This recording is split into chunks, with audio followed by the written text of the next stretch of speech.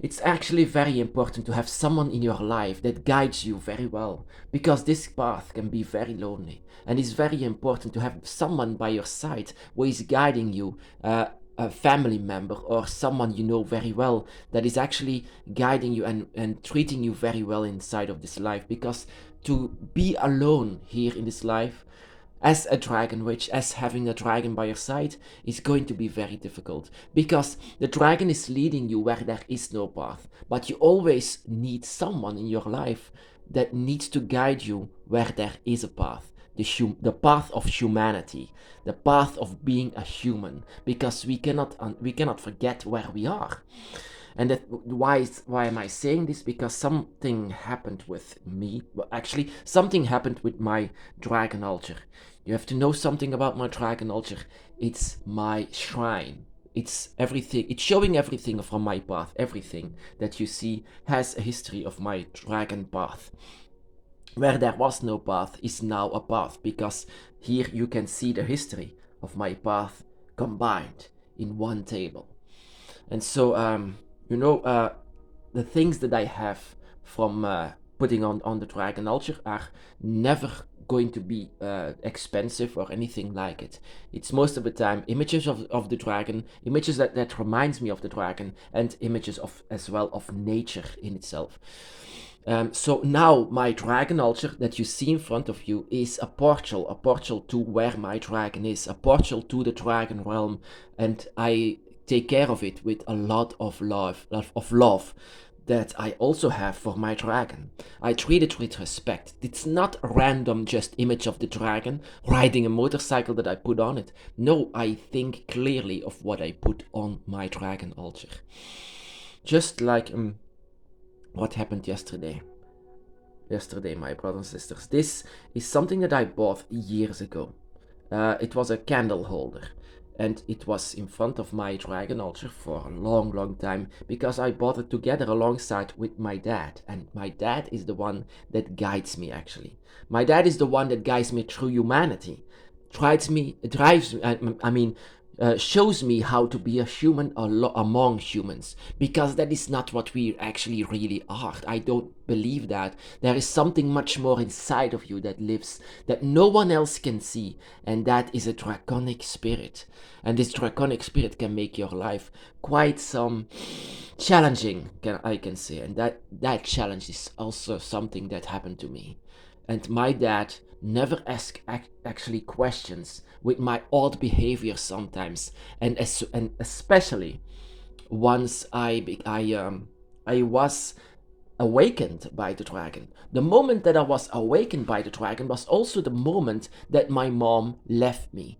That she didn't want anything to do with me or my sister. And that broke my heart, because I thought that she was my guardian in this world. That she loves me, and then to hear that she didn't, it was actually very painful. And then my dad took over. My dad took her, our role over to actually be much more than just a dad, but to be my guide through life. So I love him so very much, and together the history that we have together then from then on is something that I will never ever forget. It's a part of who I actually am. So yeah, a few years ago, my mom came back after a visit, a real visit to Leviathan, and something that I took care of, because I thought that she was dead in my brain. She was dead for me, and I held a ceremony before my dragon altar. I say to my dad now, and he was actually shocked to hear it, that I was holding a ceremony, a grieving ceremony before my dragon altar. And what happened next is the story that she can say, that she has seen Leviathan, the dragon god of the void, and that I came to understand that my tear and my ceremony was actually making sure that my dragon, and not only my dragon, but also especially Leviathan, heard my cry, you can say. And so, you know, this is something that my dad bought for me. it was actually something very special for me. This is actually Kunda, and this is an image of a dragon actually that we bought together because he knew that I loved dragons so much, and he said this resembles a dragon. I said sure it is, sure, and it's a very beautiful one. It reminds me of Quetzalcoatl so much, and Quetzalcoatl is a part of my path. So I didn't just put this image in the back of my dragon altar, I put it in front of it. Until one day my mom came here, and because of her, this dropped. This image dropped, and so the neck was loose and a couple of spikes were gone. Of course, she tried to fix it so that I wouldn't see it, but you can of course still see it.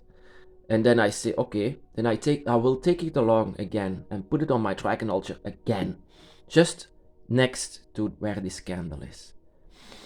And I came to understand that this is a message that this image used to be a combination of me and my dad. You know what dragons also do? Dragons protect those that hold you dear. The dragons are just as well as with them as they are with you. So if their life is in danger or something else, you know, the dragon saved my dad's life, but my dad doesn't even know it.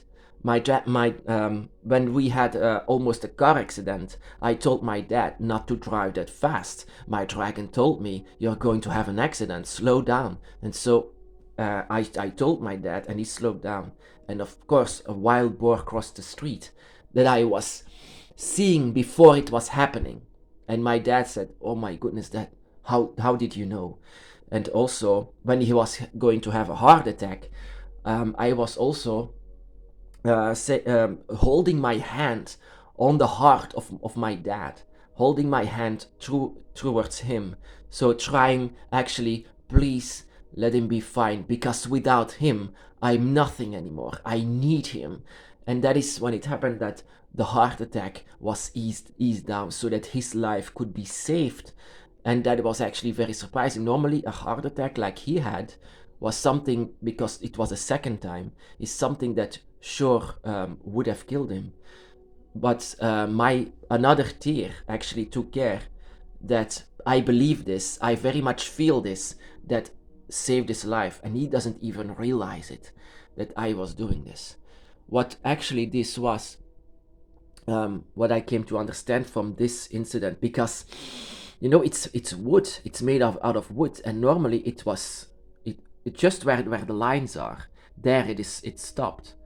So I'm actually grateful that this wasn't having a fire or something like this, because everything on my dragon altar can catch fire, because it's all like it's very dangerous. Actually, this could have killed me as well, but I think it's something more. The first day that I put this image again on my dragon altar in front of it, it wasn't having the same energy anymore.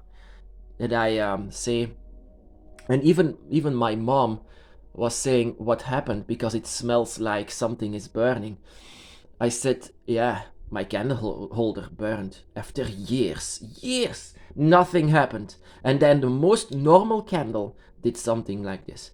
Of course, you can say there is something more behind it, like maybe a bug flew by and then catch fire, and then could be.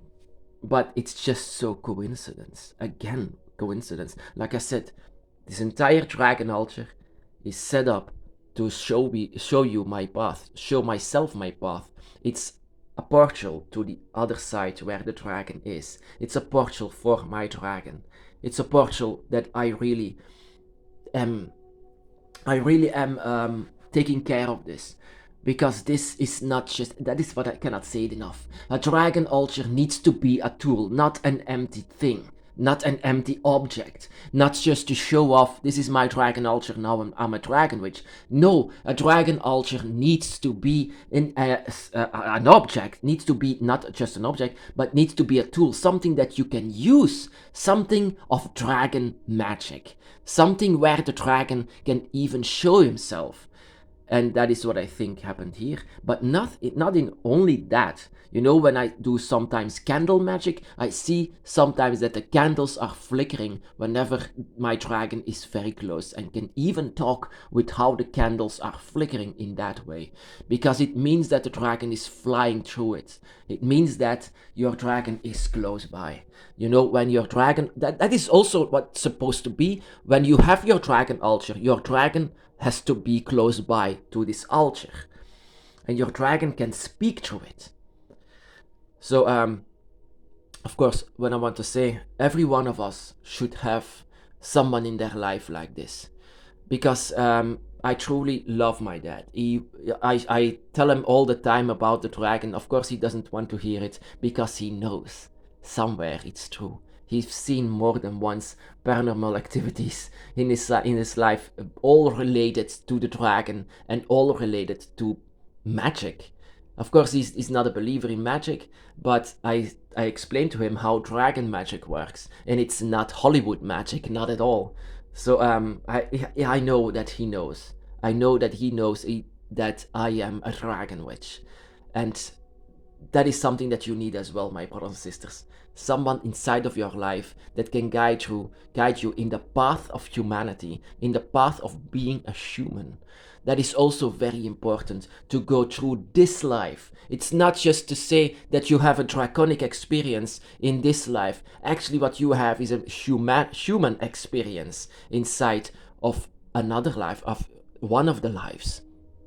So it's very important to know that your draconic spirit is also there. Of course, you need to rely on it. You need to express from it. You need to learn from your own draconic spirit and the dragon by your side, of course. But you can never forget that you need to live as a human among humans in this world.